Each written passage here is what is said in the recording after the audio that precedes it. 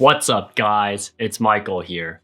I wasn't planning to make this video, but I watched one of the podcasters, John Rogan, talking with Bernie Sanders on his policies. You know, this channel is mainly about financial, but I had to break it down because I now see the guy in a different way. And now giving him a limited amount of time to talk, speaking with back and forth each other, I finally got to understand what does Bernie Sanders' ideas were. Because as you see in other news outlets and media, you notice that he only has like a really short time to speak. Well, I say between around like 12 to 20 seconds to speak on a really major topic, which is basically not possible. But after watching him speaking with Joe Rogan, going back and forth, I finally realized some of his ideas are actually not so radical. It makes sense. And on some parts, not all of it. This video is explaining my thoughts on how his ideas can translate how it affects us financially in society. And he does hit some main points in a topic that I really want to address, which I wasn't planning to, but after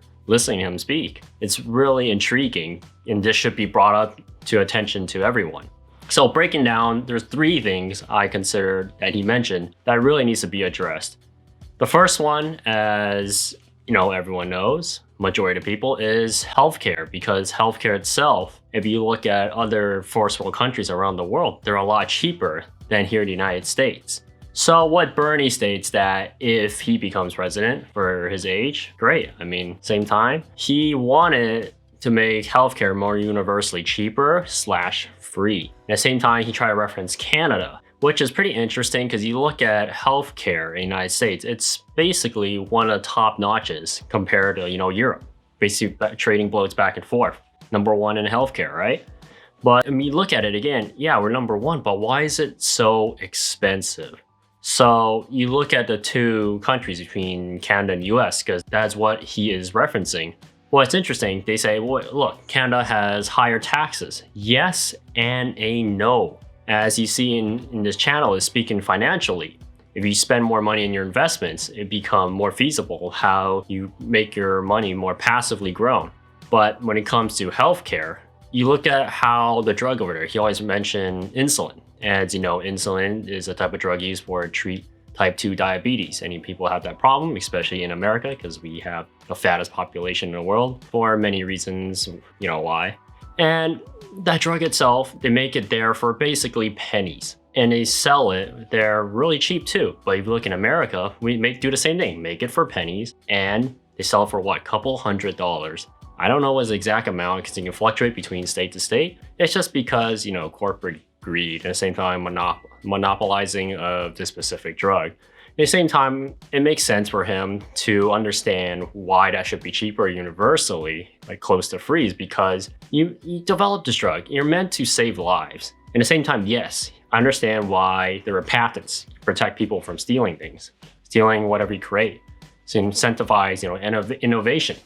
But at the same time, there has to be a limit on how long you can patent it for. Because the problem is you patent it once and you keep repatenting it over and over again. And it gets to the point like you purposely keep jacking up the price of what a product is basically virtually worth pennies. Because the whole point when you develop this type of drugs, yes, one, it's to make money, obviously. And number two, your whole point is to save lives. But as he states, corporate greed. So that I virtually closely agree with him, is because over there, yes, they own the product, but at the same time, you should allow other companies to make that similar product instead of, trademarking it to the point that no one can recreate it. That's the whole point of competition, right, in capitalism. So that's a basic loophole that he, tries to address, and a lot of people just throw it off. That I completely agree with him. It should be, that type of life-saving drug should be cheaper. It help out America a lot, especially how fat our population is. Number two, this one is more controversial, is because there's multiple limiting factors. Think about how basically our tax system works. It's basically a building block. You take one away, like you play Jenga, you take one away, there's a chance for it to collapse. At the same time, it makes the sturdy in the building more unstable. So what he proposed is increase the minimum wage straight up to $15. As you know, I'm more in the business side. I don't fully agree with him. And at the same time, the argument is basically saying like, hey, I'll put a lot of people out of work instead of putting more people out of work because they have to adapt to an increasing minimum wage. Yes, that is true. At the same time, in a way, he says it's not true. But it's kind of interesting because Bernie states that saying that there's a lot of people in the workforce are actually not high schoolers or college students, are mainly like actual people who are trying to make a living, basically older age people, basically in the upper millennial generation and the boomer generation that, they can't afford housing, they can't pay rents or get whatever they want. And at the same time, that's half true and half a lie, because at the same time, you gotta look at it. You're looking at raising minimum wage that basically is close to an unskilled labor, or basically a labor that not that many people can, wants to put a lot of money into it because it can be replaced really easily. So what he proposes raising it right away, and he said it wouldn't help those people's livelihood. That is what I consider the half lie. Helping their livelihood right there. Yes, that is true, but at the same time, you think about it. You raise minimum wage, there's multiple factors, right? You raise one, something has to give, right? Because at the end, money talks. So if you raise the minimum wage, and at the same time, the housing pricing, if they're renting a place and they can't afford it in the first place, there's multiple options you can take. Raising minimum wage is obviously one. Number two, he did not mention on the podcast is they can just lower taxes. Lower taxes for, the basic ones who don't make as much money. So if you lower the taxes right there, gives them an opportunity to sustain that wage. So if you want to raise minimum wage, at the same time, lower taxes. Who benefits is basically the consumer and the employee. Who loses is obviously the government. And at the same time, the government doesn't want to lose money like that. But at the same time, they don't think long-term, because if they have more financial freedom and more money in their pockets, most people don't know how to save and invest, so they'll spend it. And that's how they can make their money back, but they don't think that way, sadly. So raising minimum wage, yes, that's, in America, it's definitely gonna happen. And I believe that, taking that drastic leap should not be done instantly. It should be done slowly, because it gives times for other businesses to adjust. And whether or not they have to, fire people depend on the business. And also he states that maybe the owner should, make less money, but at the same time is, the owner is the one who owns the business. They make the decision. So why are you making the decision for them? At that point, why not even run the business? Maybe you should run it instead. So, there's many controversial topics with there, but at the same time, yes, that is starting a trend like that. And you look at other countries, they don't have that.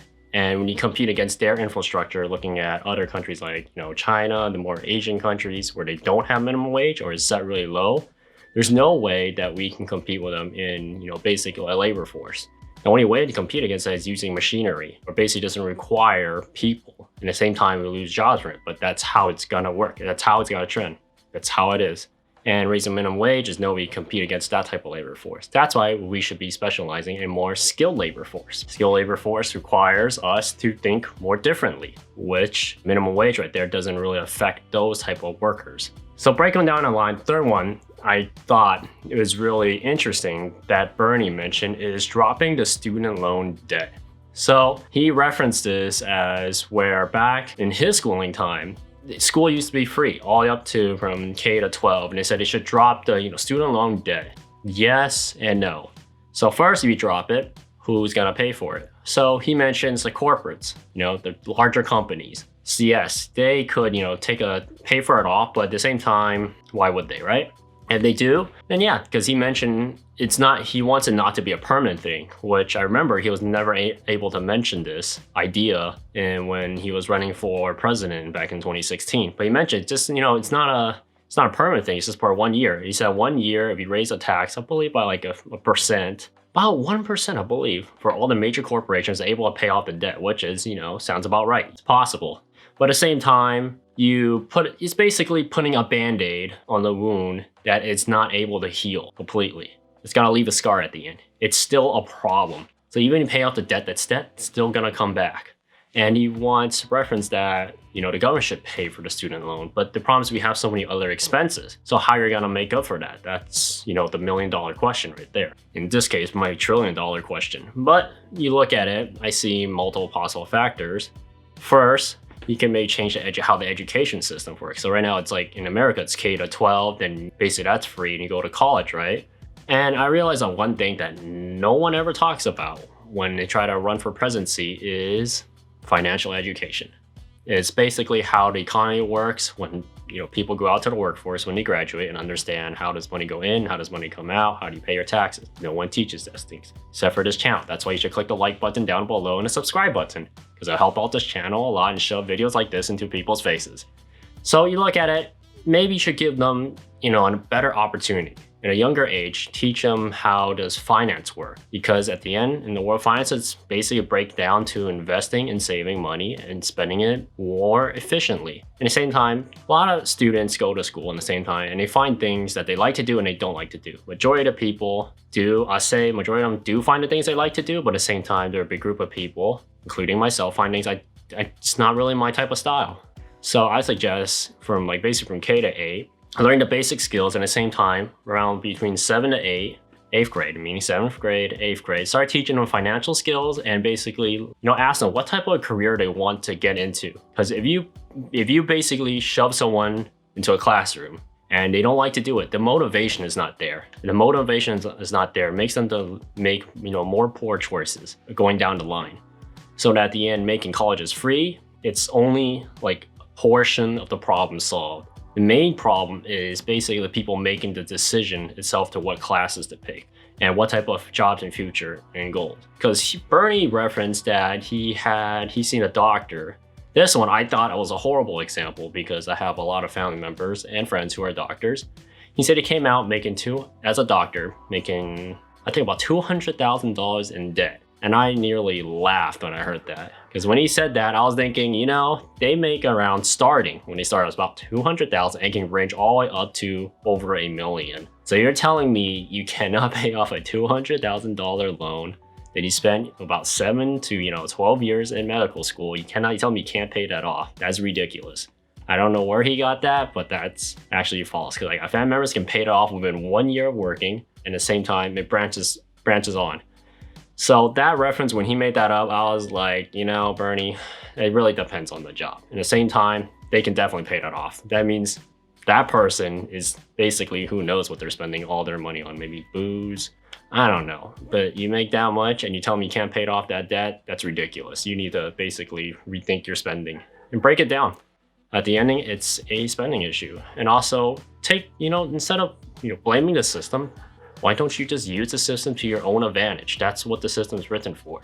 You think it's written for only the wealthy? That's not fully true. A lot of people and below could take advantage of this. That's why investing is a thing. And money management, financial services is a thing. That's all I want to break down to this video. Please like, share, and subscribe. And I'll see you next time on my channel. Peace.